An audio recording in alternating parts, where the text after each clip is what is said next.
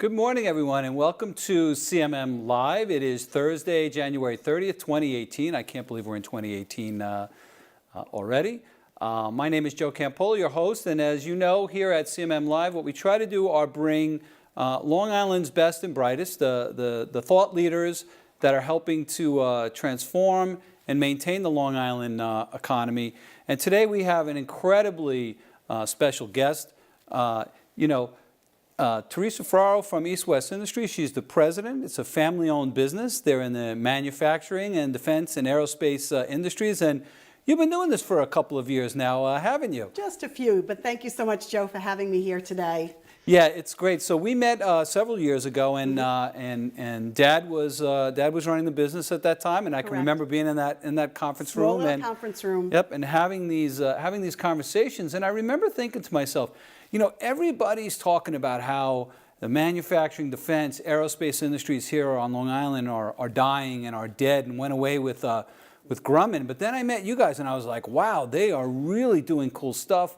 They're really leaders in this industry. They're going to go places, and you certainly did. So why don't you tell us a little bit about your history and the company's history so we can understand that. Sure, thank you so much. So yes, EastWest, we are a manufacturer, an engineering manufacturing firm. We produce life support and ground support equipment, primarily for the military. The focus has been on all military aircraft. We are dipping our toe into the commercial area, and I'll talk a little bit about that. But we are excited because we are celebrating our 50th year in business. Yes, Mom and Dad founded EastWest in 1968. Mom talks about it till today, right on their dining room table, right in Wantor, in the house that they still live in. Designing small components, oxygen systems, connectors, things like that, and then kind of flourishing the business to where it is today with a very diverse product line and customer base as well. Yeah, so it's great. So first of all, I want to say thank you because as a former active duty serviceman, technology and equipment that's designed to help protect, our servicemen and women's lives is incredibly important, and I don't think that you guys get enough credit, for that. Well, we should be thanking you because really what our motto is, saving aircrew lives is our first concern, and that has been the guiding tenet since the start of the business. And it truly is, it's very critical because what we do is make sure that the men and women that are volunteering and going into the military nowadays, our products bring them home safely. Everyone knows a mother, father, brother, sister, cousin, neighbor that is serving in the military, and our products touch those lives. And it's very important for us to make sure that they come back home safely. Yeah, and that's truly commendable. It's a great way to spend a career. It really Absolutely. is a great way to to spend a career. So let's talk a little bit. We have a lot in today's headlines about women executives and the Me Too movement and everything else. And here you are, a woman running a manufacturing and defense contracting a business. But what's that experience been like for you over the years? So I will tell you, are there struggles? Absolutely. I'm 35 years in the business. So you got in at 2. I got in at 2. Yes, thank you, absolutely. Joe. But yes, there have been struggles, but nothing that I feel could not be overcome. First of all, I have to say that I worked side by side with my father, who was my father, my friend, and my mentor. And that was very important. For 30 years, I really was able to get that founding, those foundations that were very important to going ahead and becoming successful. And so I had a little bit of a double whammy of not only being a woman in business, but I was also the boss's daughter. Right. So that was also something to overcome. But what I found is that if you're passionate about what you do, if you really truly have a belief in your product and your commitment to the customer, because ultimately, who is our customer? Customer isn't the Sikorskis and the Boeings and the Lockheeds, it's the servicemen and women. Correct. And the guiding tenet of saving aircrew lives is very critical because what we're manufacturing and what we're doing goes into an aircraft. A seating system, a helicopter seat, fixed wing seats, oxygen systems, things of that nature. And it was very critical for me to learn from the ground up So I gained the respect of my team at EastWest, but then use those same principles within the market, dealing with those large prime customers. And once they understand that you're meeting the needs of, on-time delivery, good quality, good product, on-time delivery, you begin to have that respect and learn to, to mold yourself into that business. Yeah, and I'll go back to our first meeting. I remember how knowledgeable and professional you are, especially when you gave me the site tour, And it always resonates that you're one of the top business leaders I've ever met, who also happens to be a woman. And I think that's really, from the way I've seen everybody in the business community interact with you, it's a wonderful statement. Well, thank you. Yeah, absolutely wonderful. Thank you. I try to really follow those foundations of, treating people with respect as well too, and that carries forward. So, but thank you. Yeah, so it's great. So how did it? So you said mom and dad were at their dining room table. What was their experiences? Why this business? How did it start? Well, Dad was in the business. He was a degreed mechanical engineer. Worked for other firms that he was doing engineering and sales, and they had 3 small children at the time. And they really decided it was, he's a true entrepreneur, and said, I'm doing this for someone else. And he was traveling more and more, less time at home. My mother had a financial background. He had the engineering and sales, which is a very unusual combination. Usually, an engineer is very strict, but he really had that sales and marketing side for him. And they really said to themselves, let's branch out and do this on our own and start designing some of the components that are still in use today. He's developed many patents for the items. We have 28 patents to the name, to EastWest name, and really developed a team around him that could start to where we are. Started with small components, always focusing on life support, which is very critical. People say, during military times, are there cutbacks? Or there's not many people that are going to say, well, let's forget about saving someone's life. Let's cut back on that equipment. So yeah, I think it angers everybody when politics try to play on servicemen and women's lives. Absolutely. Like with the recent shutdown. So it's a great thing. So what's been the changes that you've seen in 35 years, right? Long Island's completely changed. The economy has completely changed. Yet you guys have managed to survive all of those changes. So what have you seen, and what have you guys done to make sure that you've remained viable? So one of the biggest things that we always focused on was diversity, that we needed to make sure that our product line was diverse enough that it was just not focusing on one branch of the military, one type of aircraft. We made sure that when we focus on something, we could work on helicopter seating, fixed wing seating, oxygen systems, ground support, and then diversified with the primes, with the customers, because as we know, customers gets gobbled up by the other, so don't put all your eggs in one basket, but diversify, but keep a sound financial hold on what you have within. And I think we really focused ourselves within the market. We always tried to stay very local within our community, supporting our local suppliers, because we thought that was very important. If we're successful, we want to make them successful along with us. Yeah, and I'm very impressed, because I'm sure in your space, so you recently just bought a building, which is a gorgeous facility. Thank you. You stayed here on Long Island, and I'm sure for you guys that's a difficult decision at times, because there are plenty of other states trying to lure exactly who and what you guys do away, and gave great incentive packages. So talk about that a little bit, because I think a lot of businesses are struggling with that, and talk about how you guys went through that process and made the decision to stay here. So one of the critical components to EastWest that makes us very successful are our employees.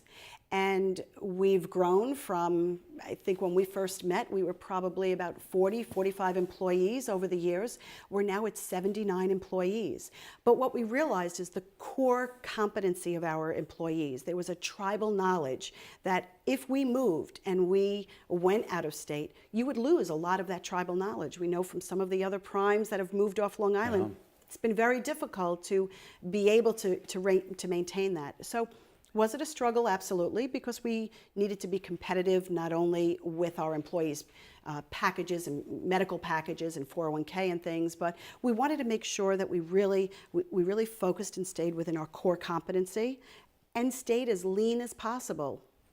Yeah, it's hard to do, right? Because you can chase so many rabbit holes, and it's hard to stay focused there. But I hear a lot of Long Island business owners and business leaders talk about how difficult it is to attract and retain talent here on Long Island. What have been your experiences, and what are you guys doing to make sure that you're keeping your employees happy? So we're keeping the employees happy, but as far we started to talk about a little bit of recruitment of how you begin to increase that workforce. Again, who is the end user of our product? Someone in the military. When they get out of the military, coming back into civilian society is also a very big transition. But what we recognized is there's many military personnel that have touched our equipment, have sat on our equipment, breathed from the oxygen system, survival. Bringing them back within the market and giving them a job, and also transferring that knowledge to the employees that currently work there. It's a very good combination. Yeah, so that's to me, that's God's work, right? We send these poor men and women overseas to fight wars. They come back and they have no jobs, no trainings, no opportunities. And now you guys have made a big commitment to hiring veterans and stuff like that. So it sounds like it's win-win along those along those lines, which is fantastic.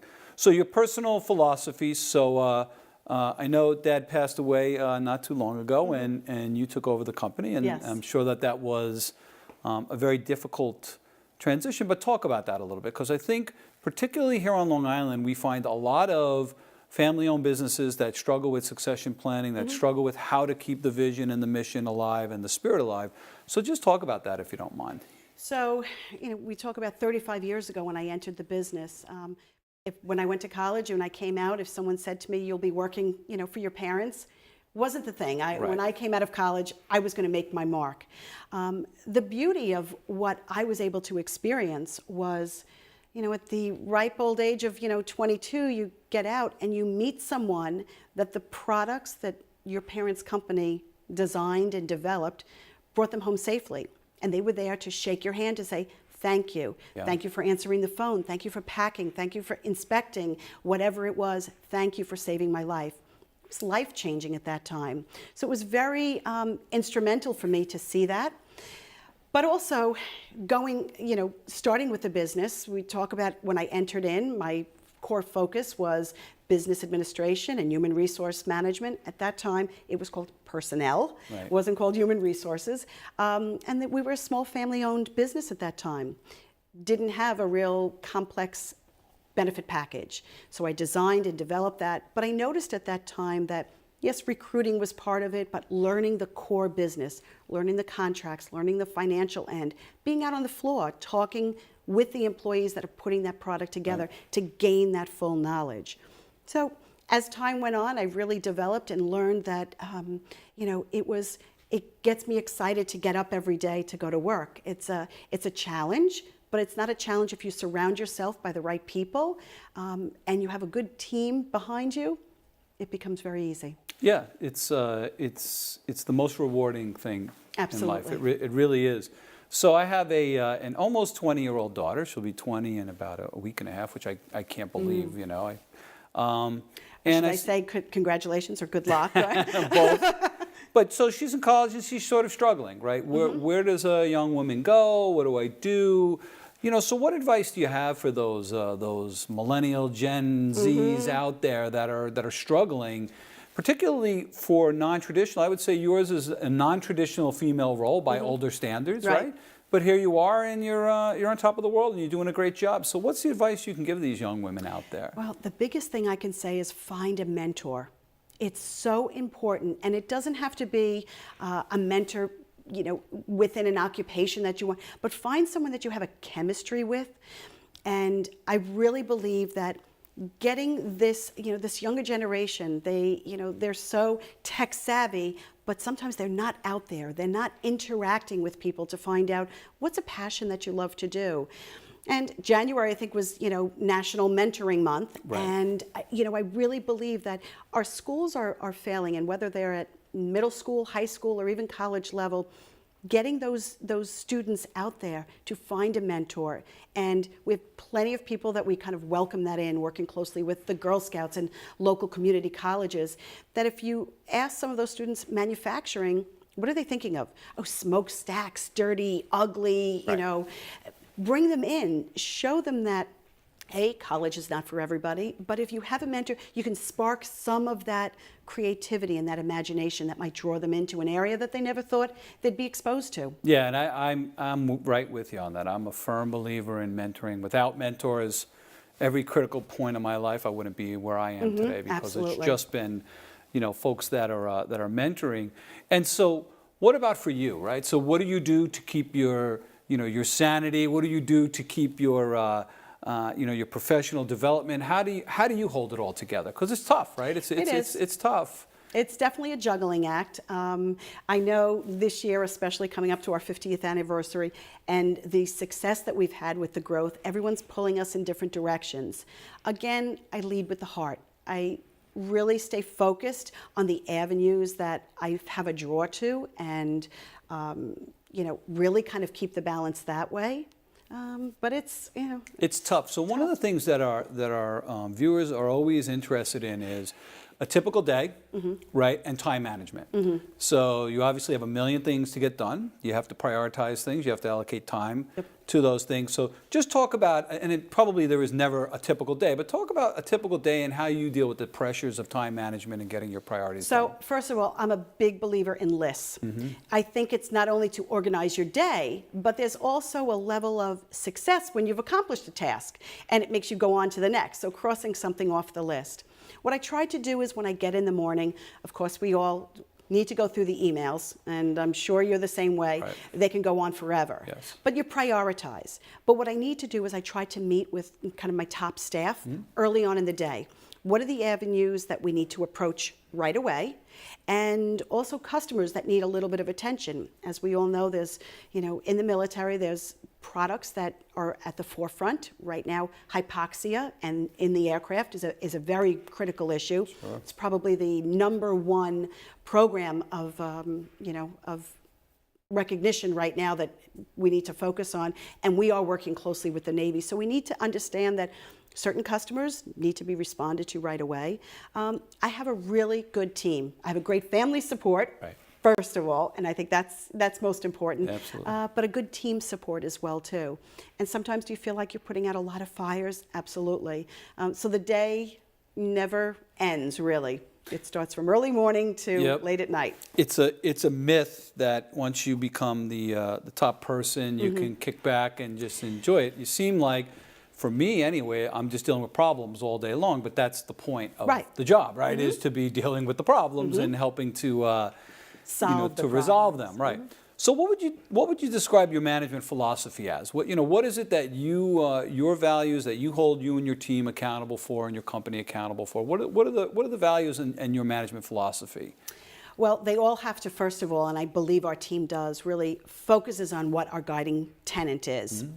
But I believe in listening. Listening is very key. We're all great. Everyone says, "Oh, I listen to what he says," but are you really hearing what they're saying? And whether that's my top team manager saying a problem that's on the floor, a problem with the product, kind of communication and listening, very, very key.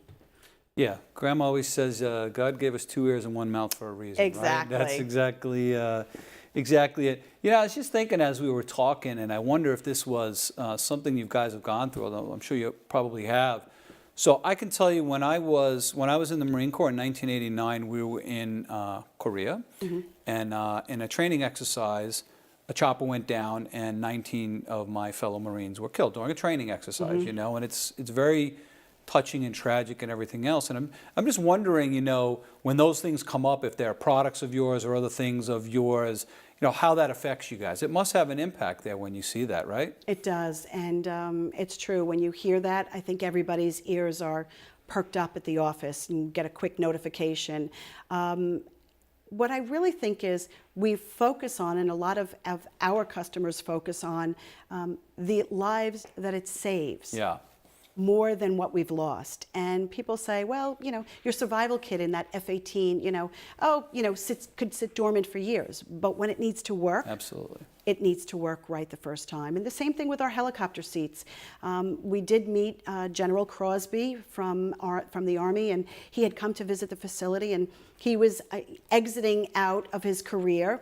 And he came into EastWest to shake the hands of every employee, because he said when he entered, he was sitting in a CH-47 Chinook on cardboard boxes and igloo coolers. Wow. He's now exiting his career knowing that the men and women that are flying in those are now in an attenuating seat, that if there is a hard landing, the seat is absorbing the energy and not the occupant, and they're not getting thrown around the aircraft. So those, I think, are the things that I focus more on, the good that we're doing. Yeah, and that's a great perspective, to have. It really is. Technology. So technology in your industry must be rapidly developing with 3D printers and all kinds of stuff going on, right? So talk about that and the challenges, because technology always creates challenges for organizations. Absolutely. Right? So our engineering team, they're always at the forefront. Again, we're in engineering manufacturing. So we identify the customer's problems or pain points, and then what engineering does is they design and develop a product that we can then manufacture to meet those needs. We all know engineers, they want to stay at the cutting edge of things, and we've actually reached out to people. We've gone to Empire State Development, worked on local grants to assist small businesses in bringing some of that technology, like 3D printers, like CNC machines, coordinate measuring machines, things that the state has recognized. Let us help the small business acquire this equipment and to be able to put it into use. And that's really worked very well. Yeah, that's really exciting. So what's next, right? So you have all this growth going on, a new facility. What's next? What do you see as next? I mean, we're so excited for you, but what do you see as sort of the next thing on the horizon? So we're always thinking ahead. We always need to figure out, our programs that we commit to are long-term. They're multi-year programs. The government doesn't want to come back every year and requalify something. So we're out there for years. We're out there 2022, 2026, but we need to think forward. And that's where the business development, the marketing team, the engineering team identifies, what's in the future. Is it unmanned aircraft? Could be, right. But I think there's still way too much, that's too far out. And understand the types of new aircraft that are getting developed. And we've situated ourselves to work hand in hand with a lot of those prime customers to be on those cutting edge programs, those new platforms. Yeah, that's interesting. I didn't really think about unmanned aircraft and drones and how that all impacts the industry, but it has to have some impact on it, right? It will, but we'll still have men and women that are going to get transported, whether the aircraft is manned or not. There's no doubt about that. And we also recognize that our focus has always been the military, that's really been our end user. But a few years ago, we've really focused on dipping our toe into the commercial market. So we're working with Bell Helicopter on the Bell 505, which is the replacement for the Bell 206, which is the largest lightweight helicopter out there in production. The 505, they believe, will supersede whatever the 206 has done. But the Bell 505 program, they wanted us to utilize our military types of structures in order into the seats onto those helicopters. But again, those helicopters are used for either transporting firefighters to fires or oil riggers or VIPs that wanted it. So the helicopter is developed that when they order the helicopter, they can either ask for a VIP seat or a utility seat. What we found is everyone that's ordering that helicopter from Bell is asking for both seats, because again, they want to be diverse in what their customer base is as well. So we've really focused ourselves into the commercial market too, which is a whole new area for us. That really is. That's really interesting that you guys have migrated this. So is it the same sort of business development process? So I'm sure the government's a lot of RFP or contract work, right? So what about in the commercial space? Are you finding that you had to change your marketing and business development for that? We did. We incorporated a lot into it, but it was a whole new animal to us. And there is a lot with once we've been qualified on a military platform, we've tried to use that technology on commercial platform, which of course has become very successful for that commercial customer, that they now have those types of requirements flow down. Yeah, in a past life I used to work for a video conferencing company that did a lot of business with the government in terms of video security systems and stuff like that. And it was always very hard when you're working on municipal type of contracts and solutions to reinvent yourself and go into the commercial space. And so many companies do it and can't succeed because they are two different animals. Two different animals, totally. Yeah. It's a different type of, thinking. Again, the military qualifications and restrictions are much higher than commercial. But I do think that Bell was very wise in understanding that those were critical functions that to be passed along to their platform was important. So yes. So last question: the Long Island, the national economies, right? How do you feel about it? What are you seeing? There's a lot of turmoil in our country, but the economy seems strong. What are your thoughts on it? Absolutely, we have really increased our supplier base tremendously. And yes, there is a lot of turmoil, but I do see a light at the end of the tunnel.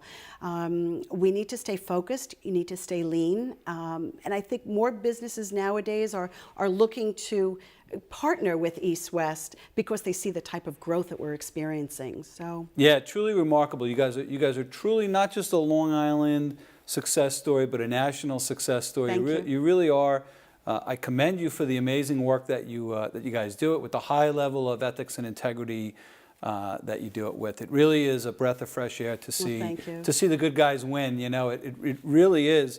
Folks, we were joined today by Teresa Ferraro, the president of EastWest Industries, who is here today to tell us Long Island manufacturing, defense, aerospace is alive and well and growing. The economy is doing well and growing, and she sees nothing but good things on the horizon for all of us. So thank you today for joining us. I think we have a very nice clip of your company now that we're going to play. I just want to thank you for joining us today. Thanks so much, Joe. I really appreciate it. Really very great.